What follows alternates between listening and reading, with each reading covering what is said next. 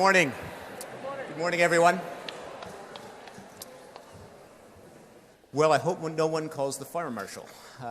This is a great crowd and a great gathering here at the beginning of our 143rd academic year here at Augsburg as we commence the 2012-2013 academic convocation series with this Bernhard Christensen Symposium.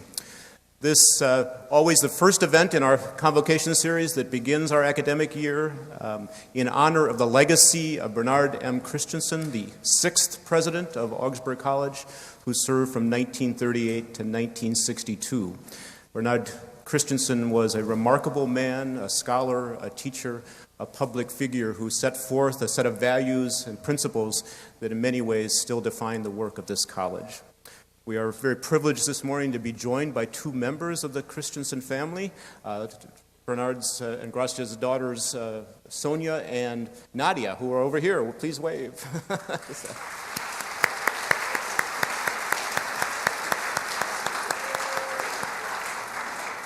I would just ask you to note on the back of your program the other events in the series that will happen throughout the year, and it's an exciting lineup for 2012-13. It is my great pleasure to introduce our friend and colleague and partner in important interfaith work, Eboo Patel. Dr. Patel is the founder and the president CEO of the Interfaith Youth Corps, which was founded 10 years ago in Chicago. Eboo grew up in the suburbs of Chicago. He went to the University of Illinois, Champaign-Urbana for his undergraduate degree, received a Rhodes Scholarship, and earned a PhD in the sociology of religion at Oxford University. Throughout the past 10 years, Eboo has been an instigator, inspiration, a challenge to all of us to think about how we might live in a more pluralistic world. In particular, when he first visited Augsburg College in 2007 as our commencement speaker, he gave a really compelling speech called The Cathedrals of Pluralism.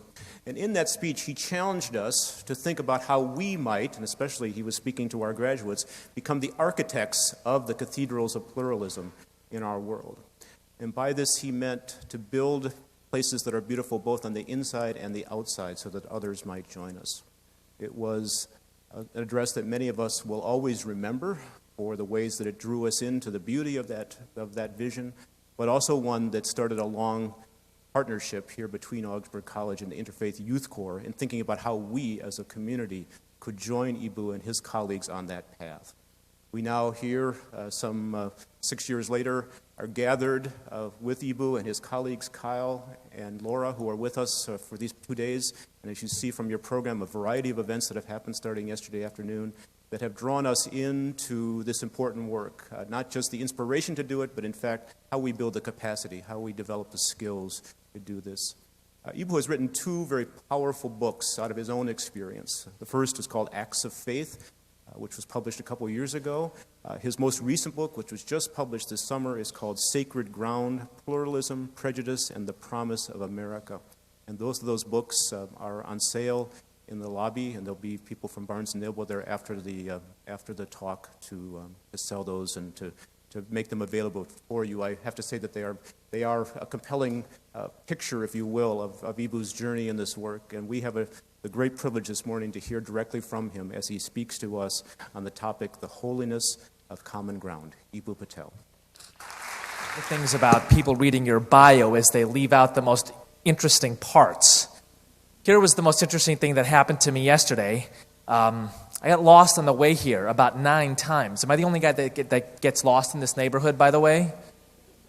So I was talking to Reverend Sonia Hagender as I was trying to get my way here, and she's like, no, don't turn left on that cedar, turn left on the other cedar. So as I'm trying to work my way around all of this, I see this guy I know, and I let out this barbaric yawp. Keith! That's Muslim rage for you right there, by the way. It was Keith Ellison at the corner. And I thought to myself, how perfect. How perfect. Because at a time when the evening news is telling the story, choose your side, plant your flag, point your gun, Keith Ellison reminded us of a different story. Reminded us of the story of staking out a different territory and saying, this is a place where we have a common life together. This is the tradition of my faith and of my nation. If you remember a few years ago, when Keith was running for Congress here, when he finally got elected, first Muslim in American history to get elected to Congress.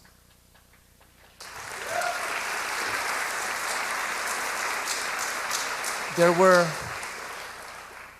were a set of people who said he shouldn't be able to take the oath of office on the Holy Quran. That America was a nation for only one faith of people, and that's the book that you swear your oath of office on. A representative from Virginia said that if Keith Ellison took his oath of office on the Quran, that it would open up the doors of America to the Muslim hordes from all over the world. Immigrants like Keith, who would arrive on the steps of Capitol Hill demanding their Qurans. Keith could have planted his flag, could have chosen a side, matched ugliness with ugliness. He could have pointed his gun.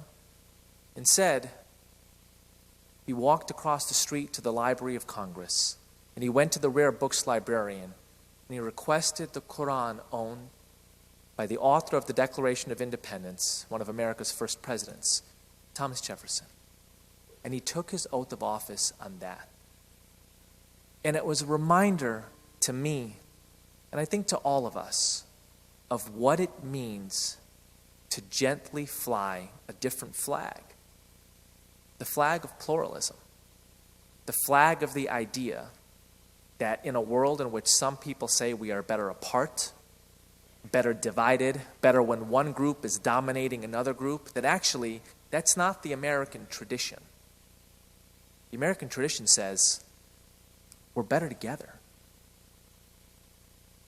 There is this beautiful insight in the work of political philosopher Michael Walzer. He writes that for centuries in the world of political philosophy, people were convinced that you could only have democracy in homogeneous territories. People had to be of the same ethnicity or race or religion. Otherwise, there's no way they would allow somebody from a different group to be elected as their leader. They would revolt. Walzer ends that section and begins the next one with these words, except in the United States of America. We are the first nation to give rise to the idea that people from the four corners of the earth, praying in Hebrew and Latin and Greek and Arabic and English and praying not at all, can come together and build a country. And actually, the stake was put in the ground before this land was a nation. In the 1650s, in what was known then as New Amsterdam, now New York, the Governor General Peter Stuyvesant banned Quaker prayer meetings. Said that those are rabble-rousers and seducers of the people. By the way, has anybody ever been to a Quaker prayer meeting? They don't even talk. So much for rabble-rousing. In many places and many times, that would have been it. Another religious community banned, another prayer practice banished. Not here. A group of 30 people in what is now Flushing, Queens, maybe the most religiously diverse area in America, came together and penned something called the Flushing Remonstrance, which is often called the first statement of religious freedom in this land. Actually, it's much more than that. You know what it is? It's a statement of what it means to be a neighbor. It's a statement of what it means to be part of a beloved community. Here are the lines. The law of peace, love, and liberty should extend to Jews, Turks, and Egyptians, as they are all sons of Adam. Whoever comes unto us with kindness and goodwill, we will give them free egress and regress, not just of our town, but of our homes. We are committed to seeing in independents, Presbyterians, Quakers, and Baptists the light of God in all. That is 1657 in Flushing, Queens. For their efforts, half of them got put into jail, others got banished, but they put a stake in the ground. of what this nation is about.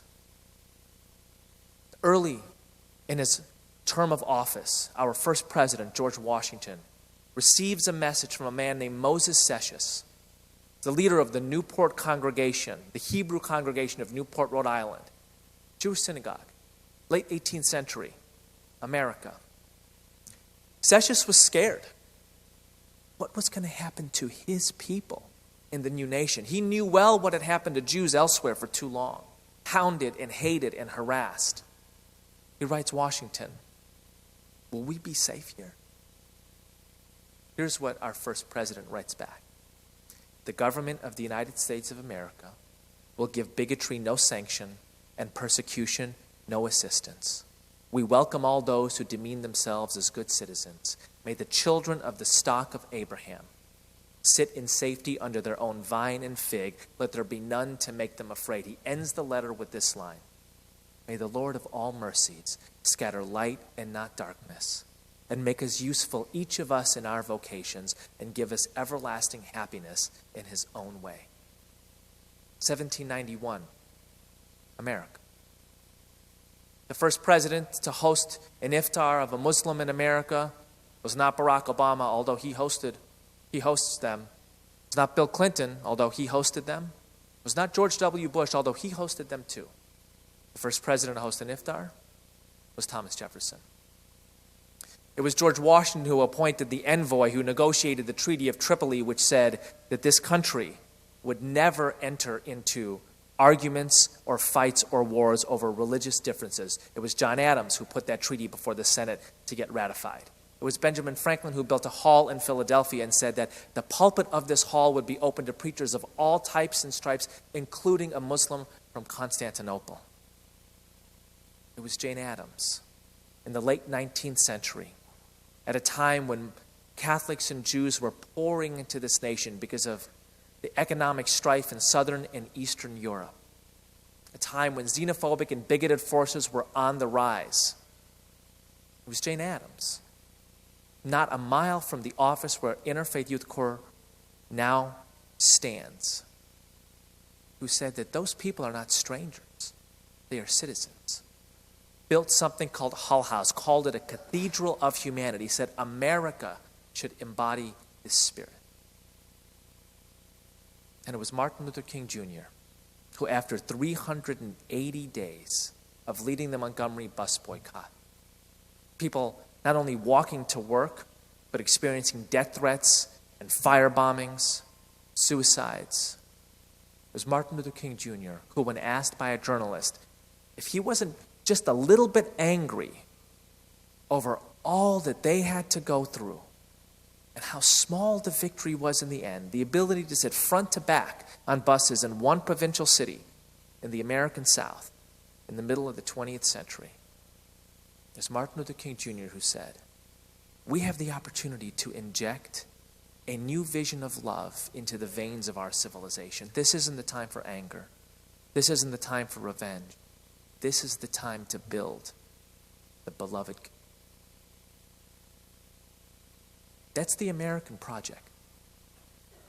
And one of my favorite stories is a story of a starving village. Folks huddled alone in their homes, scared of each other. The traveler comes through. He's got a backpack, sets up camp in the middle of the village. He brings out a stone and a pot, and he builds a fire. And he says to folks, I can feed you. And people gather around, and he stirs the stone in the pot, and he tastes it. And he says, it's pretty good, but I think it needs some carrots. And one of the people in the circle says, hey, we got carrots. And goes home, brings carrots. They slice them up, and they throw them in the pot. Stirs the pot, tastes it, says, closer. I think we need some celery. Somebody in the circle says, we got celery. They go home, they get the celery, they bring it back, they slice it up, they throw it in the pot. And on and on and on. I got to tell you something. When I tell my kids that story, my 2-year-old and my 5-year-old American Muslim kids, I'm telling them the story of a nation. The promise of America is that we grant equal rights to all communities and all people. The genius of America is that communities and people granted their dignity will build up that society. Think of Augsburg College.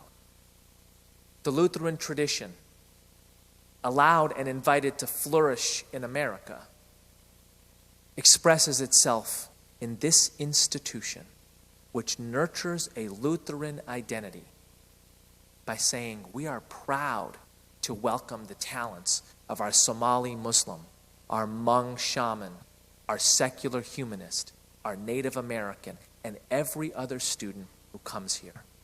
That's the type of Lutheran college we are. America has 600 Catholic hospitals, 230 Catholic colleges, 7,000 Catholic grade and high schools, one of which on the north side of Chicago, a young Zaid Patel wreaked significant havoc in for the 2 years he was a preschooler there. Where would America be without its Lutheran colleges, its Catholic high schools, its Southern Baptist disaster relief organizations? We require the contributions of our many communities to this society. And for that to happen, what do you need? You need the traveler who strolls into the village, who looks around at folks and says, you know what? You're not better apart. We're better together. And we got to figure out a way to come together, to invite those contributions, to nurture that cooperation. In other words, it's leaders who build this.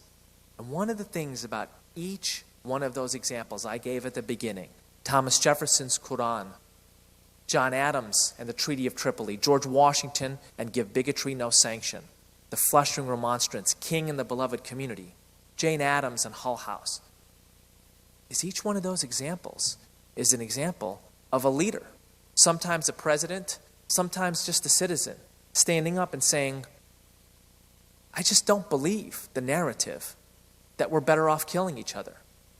I just don't believe we have to be huddled alone in our homes.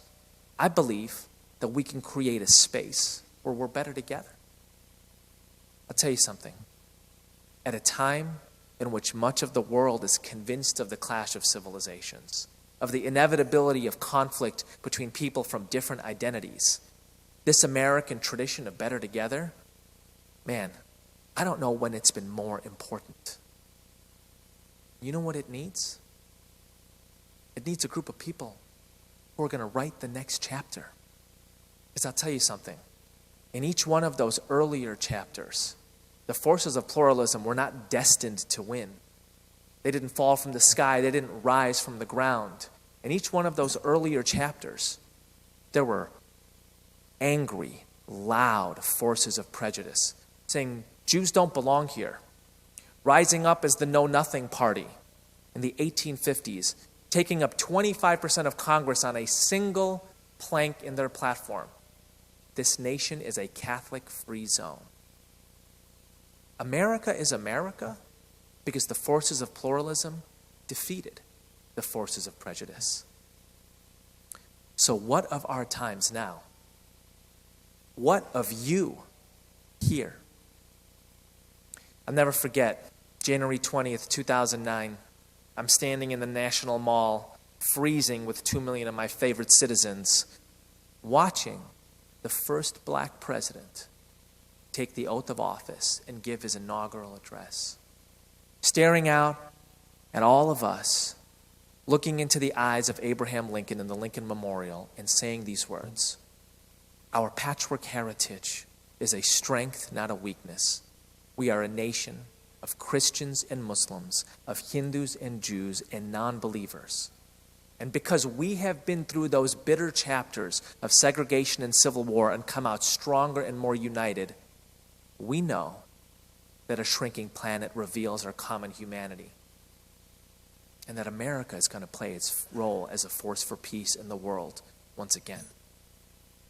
6 weeks later, I found myself in the Oval Office, the first meeting of President Obama's inaugural Faith Council.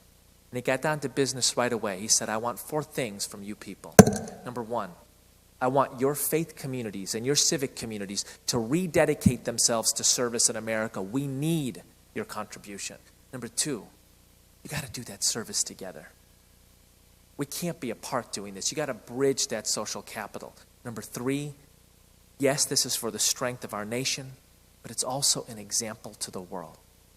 Because right now there are too many people who believe in the inevitability of conflict. And so you have to show them the possibility of cooperation. And number 4, and this is what shocked all of us in that room, young people need to lead this. Young people need to lead this. Jim Wallace, my friend and mentor, founder of Sojourners, elbows me in the ribs and says, I think he's talking about that movement of young interfaith leaders on college campuses that you all have been involved in. And I thought to myself, yeah, I think he is. I think he is. So what does it mean to be an interfaith leader in the early 21st century in America? What does it mean to fly the flag of better together in a world that's flying the flag of better apart, better divided, better dominating? I think it means you do 3 things. Number 1, you voice. Right? There's this line in Ani DeFranco, you're only as loud as the noises you make. And one of the crazy things about the world that we live in is that extremists and bigots, man, can they make noise. Man, do they have a strategy to get on the evening news. My wife was with our 5-year-old and 2-year-old getting an errand done the other day, and there are all these people on television shouting the word Allah and waving their fists and burning flags. And my son turns to his mother and says, we use the word Allah. We pray like that. What are they doing? And I think to myself, of all the uglinesses and representations of religion, to represent a faith to its children in a way that illustrates ugliness and anger, that is amongst the highest crimes. But those people know exactly what they are doing. So what do? We have to voice the other ethic. We have to voice how our traditions speak to pluralism. There is this beautiful story in Islam. The Prophet Muhammad welcomes a delegation of Christians, the Christians of Najran, into the city of Medina. It's the city of the Prophet. And they argue theology. The argument gets heated because Muslims and Christians disagree on important matters, cosmically, the nature of Jesus. And when it came time for the Christians to pray, they asked the Prophet if they could have leave of the city so that they may go outside its limits and offer their prayers. The Prophet invited them into his mosque and said, I want you to pray here. And there was confusion in both the Christians and the Muslims. But we've just been arguing. The Prophet said, yes, but that doesn't mean I don't offer you hospitality. That is a primary ethic of a Muslim. Amidst our differences, we illuminate the commonalities, and we always offer hospitality. That's the gentleness of Islam. One of the most inspiring traditions that I know is the tradition that founded this college, the Lutheran tradition. And for me, its most inspiring 20th century figure is Dietrich Bonhoeffer. Great German Lutheran pastor, studies at Union Theological Seminary, is a teacher there in the late 1930s, watches from here as his nation burns, decides that he needs to be a witness up close, takes the last ocean liner going back from America to Germany to be that Christian witness. And when the Nazis engage in a particularly heinous destruction of Jewish communities and people, Dietrich Bonhoeffer gets on German radio and says these words: "Those who did not speak out for the Jews do not deserve to sing Gregorian chants." There is a justice requirement that precedes the privilege of worship in your tradition and in my tradition. There is a solidarity at the heart of both of our traditions. At the roots, you will find examples of how our communities have been in partnership. The first person to recognize the prophethood of Muhammad was a man that the sources say was learned in the scriptures. What does it mean to be learned in the scriptures in the early 7th century in the western half of the Arabian Peninsula? It means that man, Waraka, was a Christian. The first person to know of this new religious civilization flowering in its midst was someone who never converts, but nurtures it respectfully and lovingly. These are the stories of pluralism from your tradition, from my tradition. These are the stories that interfaith leaders give voice to. Second thing that interfaith leaders do is they engage. They engage with each other. We know this from the social science. By the way, as somebody with a PhD in a related area, I am happy to confess that part of what we do as social scientists is confirm common sense. This is my favorite piece of common sense when it comes to interfaith cooperation. That if you know somebody from a different religious background, even one person, if you know a Mormon, if you know a Buddhist, if you know an evangelical, if you know an atheist, your views towards that entire community improve. Not only that, Robert Putnam and David Campbell teach us in their terrific book, American Grace, your views towards other religious communities improve as well. That's the power of engaging with each other. You know who, for me, exemplifies that ethic?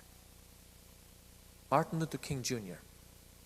Prince of the Black Church, grows up son of a Baptist preacher, grandson of a Baptist preacher, great-grandson of a Baptist preacher in Atlanta, goes to a Baptist college called Morehouse, says that being a Baptist preacher is his being and his heritage. Goes to seminary. Goes to a talk as a seminary student called Christian Love by a great African-American scholar, Mordecai Johnson, Fellowship House, Philadelphia, 1950. Mordecai Johnson uses as the embodiment of Christian love in that talk the example, not primarily of Jesus Christ, but of who Martin Luther King Jr. would later call the greatest Christian of the 20th century, the best follower of Jesus Christ that we know, an Indian Hindu, Mahatma Gandhi. And I think to myself, what must young Martin Luther King Jr. have been thinking in that lecture hall? There might have been a part of him who was like, I can't take the idea that somebody from a different tradition embodies a precious ethic in my own in startling and inspiring ways. Instead, King engages with Gandhi. And I have this image of King back at Crozier Theological Seminary with a stack of Christian books on his left, Walter Rauschenbusch, Reinhold Niebuhr, Paul Tillich, the Bible, and on his right, the half-dozen books that he says he bought on Gandhi after that talk, and thinking to himself, how did Gandhi find in the Hindu scriptures the ethic of nonviolence? What gave him the strength to accept other people's truncheons upon his head and still say that nonviolence was an active approach to social reform? And how can I find that in Christianity? That's the electric current underneath the civil rights movement right there. King says of Montgomery, Jesus Christ gave us the inspiration, but Mahatma Gandhi, an Indian Hindu, gave us the method. That's the power of engaging with another religious tradition. It shines a different light on your own. It answers the question, what do we have in common? And more importantly, what can we do together? And on that question, there's an example for me, another one, of Martin Luther King Jr. and the power of what we can do together. In 1963, the great Rabbi Abraham Joshua Heschel comes to Chicago. He wants to do what Hindus call darshan with King. He wants to see him up close, in front, in person. King brings his sermon on Amos, let justice rain down like waters and righteousness like a mighty stream. Peschel later says that hearing that talk felt like the soul of Judaism was at stake in the civil rights movement. 2 years later, Peschel risks his life with King in the march in Selma. A march that began on the Edmund Pettus Bridge, where the blood is still not dry from the amount of violence that took place. The civil rights movement was a movement of people of different faiths building the freedom of all of us. And in 1999, when I was in Cape Town, South Africa, seeing Nelson Mandela speak, and he stood up and he said, I just want you to know that I would still be out there. And he pointed across the Cape to Robben Island, where he spent 26 years of his life in prison.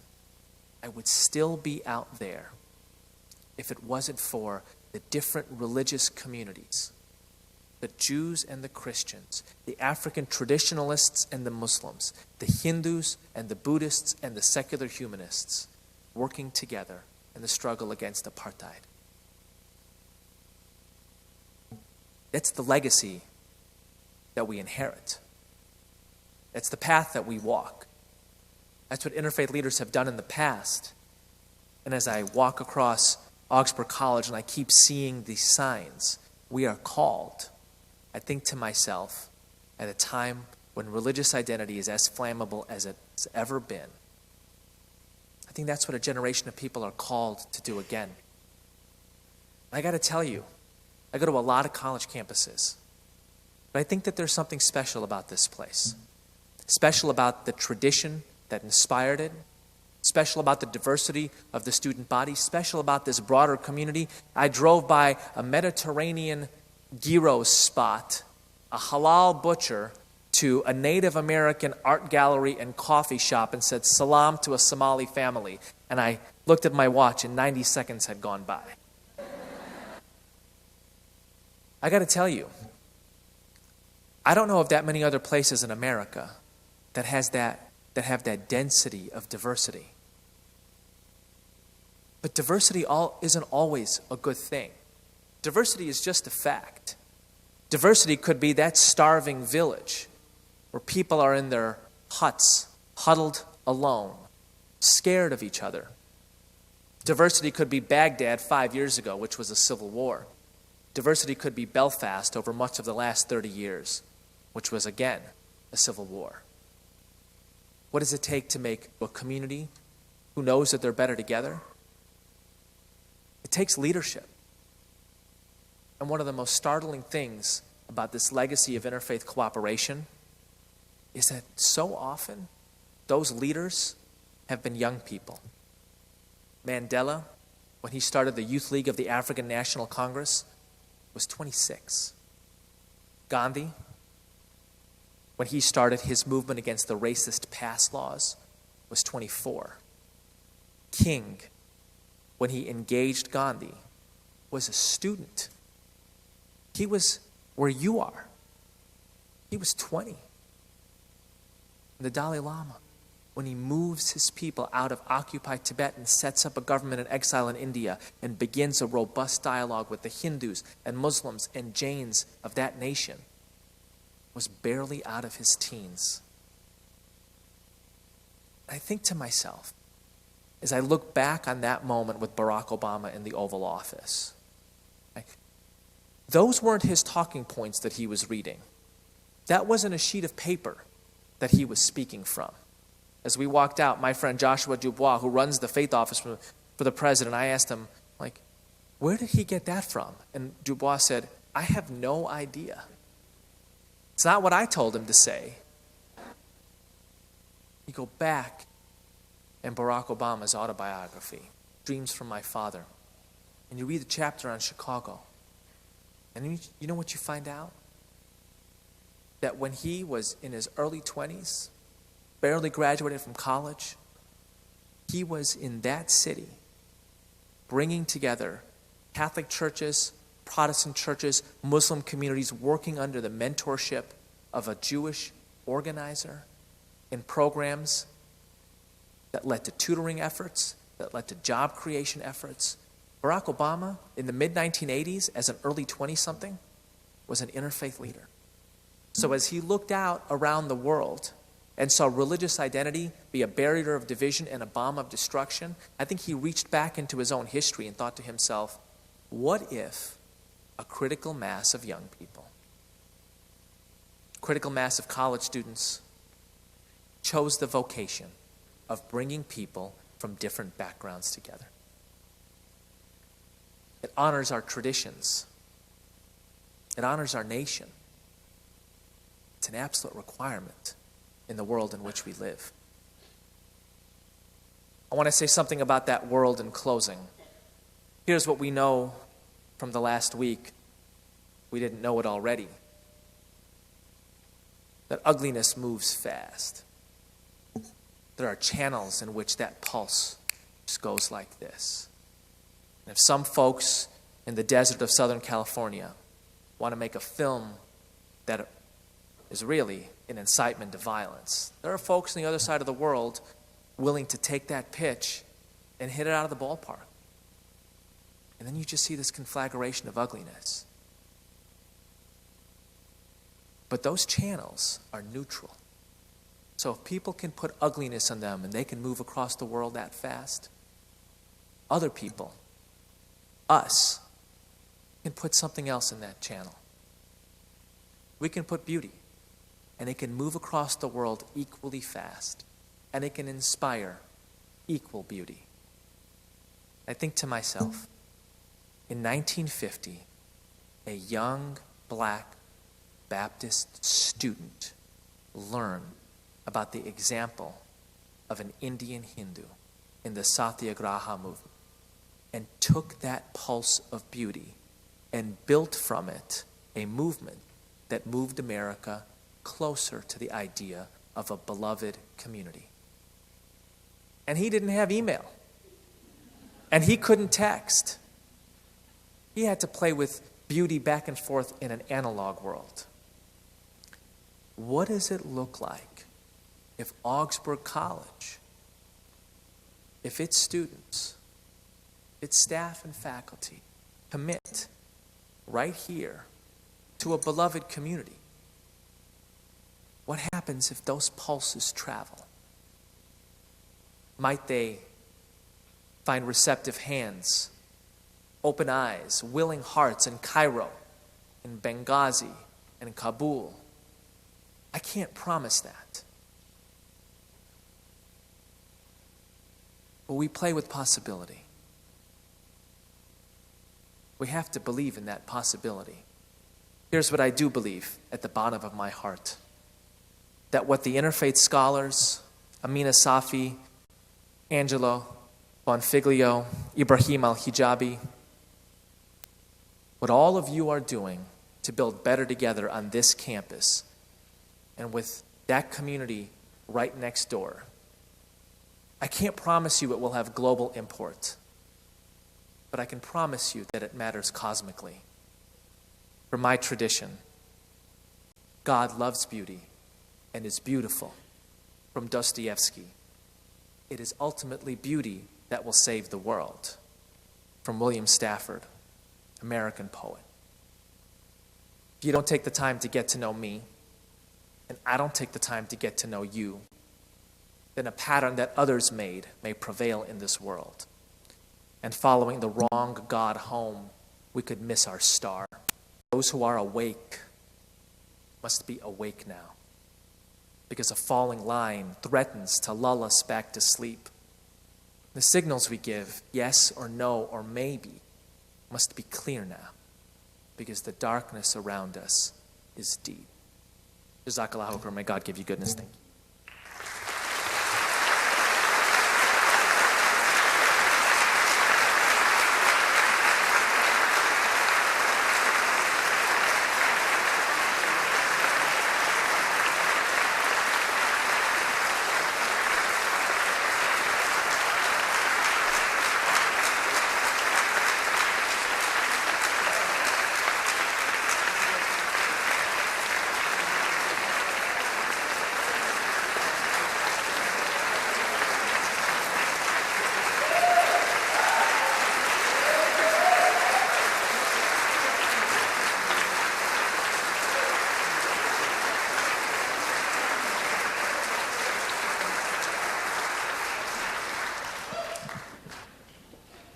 Thank you so much, Eboo. It is just such a privilege to hear you again and to be inspired by you again. But of course, I know that your great love is to engage with students, so I want to open things up now. Leslie is out in the audience with a microphone. If you have a question or a comment, she would love to bring the microphone to you, and Eboo has agreed to take message. We have about 12 or 15 minutes. So please just raise your hand and I will bring the microphone to you.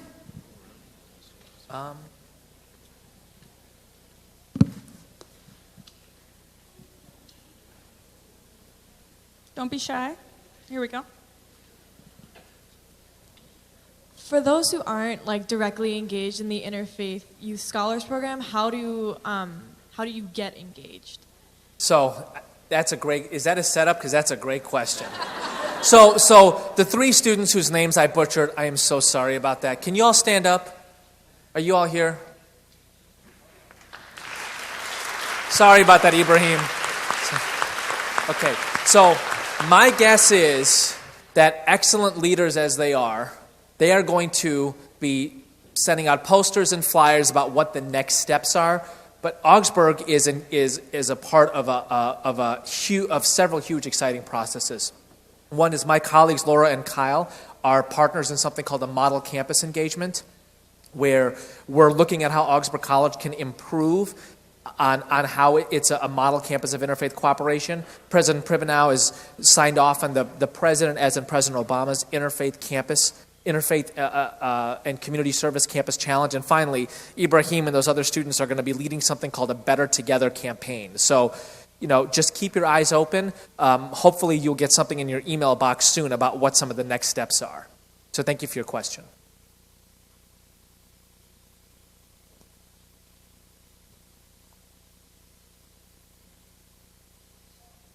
Where was that? Right here? Well, to add on to that is simply engaging with other students of different faiths and backgrounds. It itself, interfaith, you don't necessarily be part of an organization, but I find it interesting that you take classes with certain students and they have this understanding about Islam or Muslims without ever coming up to us and asking us, what is this, or why are you wearing this, or why do you guys bow down, and such things like that. So don't hesitate to ask questions. Great.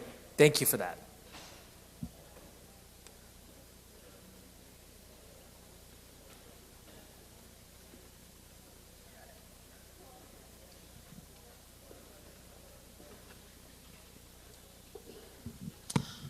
What are more daily informal ways that people can engage in either interfaith conversations or standing up against prejudice or stereotypes or educating themselves? What are some ideas that you have for people besides the formal interfaith activities? Thank you for that. That's a great question. So I think what the previous student said is a great example, is that you have this warm and welcoming community here that is blessed with people from a range of different backgrounds. And Augsburg is the kind of place, from what I understand, that you can ask questions of people. You can engage in stories with people. So use your classes, use your athletics programs, use your student organizations as a place where, even if you're playing sports or studying chemistry together, it's an opportunity to build a positive, meaningful relationship with somebody from a different background and to learn something appreciative about their tradition.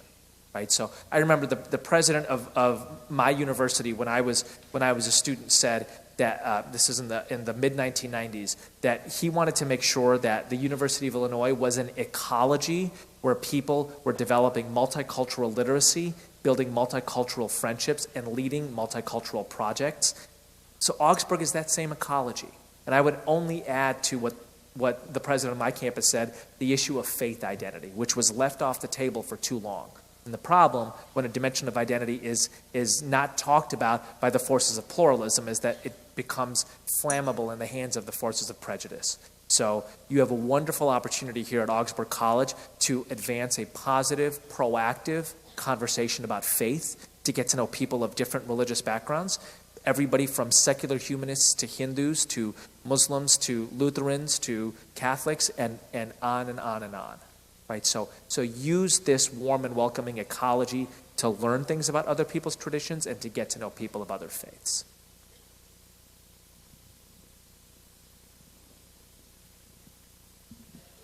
Hi, thank you.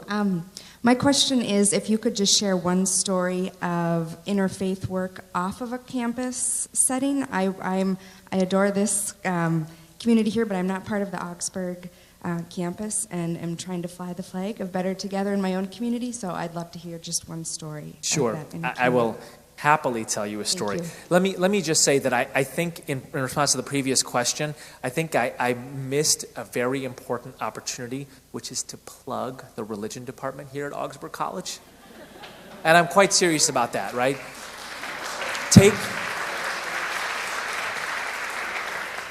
Take those classes.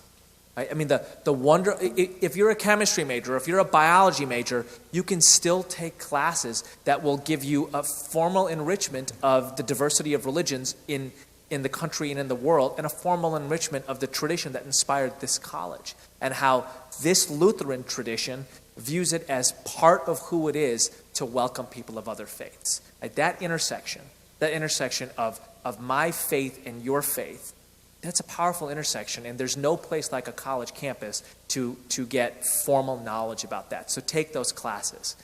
To the question of a good example in a community, there's actually one in the community that I grew up in. So I grew up in the western suburbs of Chicago, which some years back started to have a growing homelessness problem.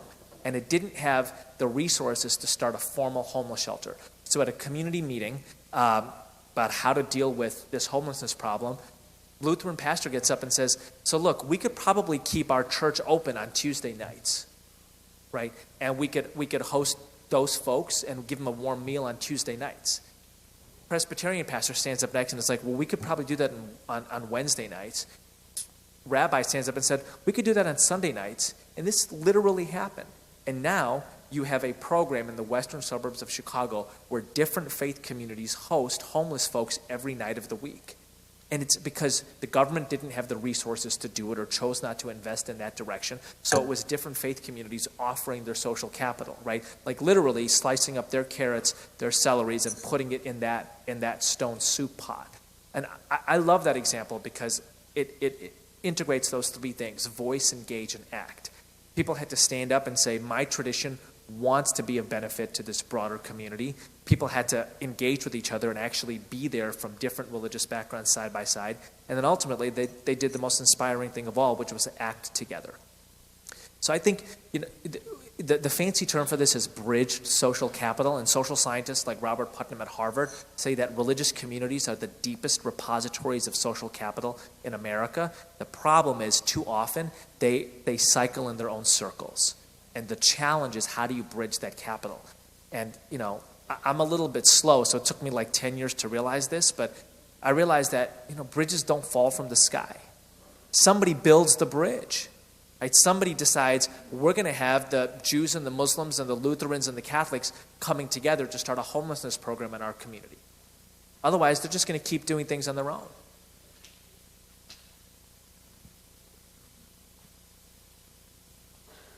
Anyone else?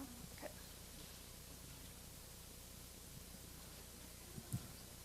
Thanks for your inspiring talk.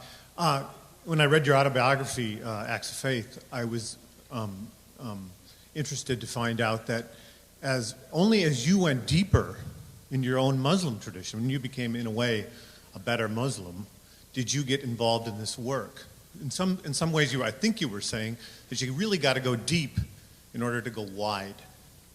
And maybe you wouldn't put it that way, but could you speak more about that, about the importance of being rooted in a tradition in order to cross into and work with people of other traditions? Right. So thank you for that. So yeah, there are many metaphors for this. There's depth and width. There's roots and wings, and so a couple things on this. One is, people have their own paths in this, and my path actually starts by being inspired as a 19-year-old by Dorothy Day, by the Catholic worker movement, and spending, a whole summer in Catholic worker houses up and down the eastern seaboard, which prompted this conversation with my father. Wasn't Yale Law School the plan? What the heck are you doing sleeping on the floor of Catholic worker houses in Washington, D.C.? So that was the beginnings of my path, and it was actually the example of Dorothy Day and Dietrich Bonhoeffer and Rabbi Heschel and Thich Nhat Hanh and Mahatma Gandhi and King that started for me asking questions about my own faith. And so there were, I think, multiple threads moving together. And as I write in Acts of Faith, they finally click for me in the figure of Rumi when I'm in my early 20s in graduate school at Oxford. And this sense of where my commitment, I want my ultimate commitments to lie. But I think that there are multiple paths to this. And I think that we ought to appreciate and respect those various paths. My path happened to be one of where I currently deepen roots in Islam and hopefully widen in knowledge and appreciation of other traditions. That's really the story of the last 18 years of my life. I just did a talk at Union Theological Seminary on Martin Luther King Jr. and on the influence that Mahatma Gandhi and Thich Nhat Hanh had on him. Thich Nhat Hanh, the great Buddhist monk from Vietnam. And the metaphor that I used there was that what they did for him was illuminate new rooms in his Christian house. Right? So King, and for me, one of the most inspiring things about King is just how clear he is about his commitment to Christianity. Right? 1967, at Riverside Church on April 4th, when he gives his big sermon against Vietnam, he says, "People ask me why I'm here and why I'm coming out against the Vietnam War, and they say that I am ruining the civil rights movement by engaging with this other issue. They say, just focus on Montgomery and Memphis. Just focus on segregation. Don't focus on foreign policy." He says, "Don't you get it? I'm here because I'm a Christian. I'm here because my commission from Jesus Christ calls me to speak out for all those who are suffering." He also says in that talk, he quotes the great Buddhist monks of Vietnam, and he says that this has been an agonizing 2 years for him. So why 2 years? Because in 1965, King receives a letter from Thich Nhat Hanh, in which Thich Nhat Hanh says, "You as a Christian have to come out against this war." So it was Jesus that inspires King to come to Riverside in 1967, but it's Thich Nhat Hanh that pushes him there, right? And I love finding those examples of people with, as I think you're alluding to, this clear house of faith within them, but there are rooms in that house that are illuminated by people from other traditions. That, by the way, was admittedly a story of ultimate interfaith nerddom. I hope that you didn't mind me sharing it with you. And I think we'll take one more here. Thank you for your presentation. I'm concerned about this upcoming political arena that we're entering, in that I have heard from a number of people that unless you're a true Christian, you're not a true American, and that I have heard that some people believe that our president is of the Muslim faith, therefore not a true Christian. So what can we do to combat the politics that are flying around us at this time in a positive way so that we can all identify with the one supreme being? Thank you. Thank you for that. So, I begin this new book that I've got with a story of despair, which is kind of links to what you're just saying, which is this was 2 years ago during the madness around the Ground Zero Mosque, where I was teetering between anger and despair, and just thinking to myself, I feel like my nation has entered the twilight zone, and happily, right? When they want to turn a Muslim YMCA 5 blocks from where an imam has had a masjid for 20 years into a terrorist command center. And I got a call out of the blue from one of my mentors, Sheikh Hamza Youssef. And he basically said to me, "You're getting this wrong, Eboo," right? Moments when prejudice is out in the open are the moments that change agents yearn for. Because you don't have to convince people that there's a problem. It's right out there. What you have to do is offer a more beautiful story. And it's going to take a long time. Don't expect it to be short. Right? This is the thing. King in 1956, when he talks about injecting a new dimension of love in the veins of the civilization and building the beloved community, he doesn't think it's going to happen the next day. He thinks that this is a 30-year march, maybe longer. right? So the crazy thing about how evident religious prejudice and religious violence are is that there are all sorts of people who are like, well, we know we don't want to live in that world. And so what does that give us the chance to do? Build a different world that a lot of people want to live in. The worst thing in the world is irrelevance. The worst thing in the world is to talk about interfaith cooperation and people be like, well, I just don't know why that matters, right? When I first started getting involved in interfaith work in 1997, 98, 99, one of my high school friends was like, dude, what happened to you? You went off and joined the Flat Earth Society. And my friends in graduate school were like, well, why don't you find a 13th century rock and do a study of that? Because it would be more relevant than talking about religion in this day and age. I'll tell you something. Nobody's condemning us to irrelevance now. What they're saying is, we don't know if you can win. And that's where faith comes in. Whatever your faith is in, that's where faith comes in. To know that this is a long, long journey, right? But lots of people have been on long journeys. And we inherit a world that they built because they believed that at the end of that long journey was the possibility of beauty. And so they walked that path.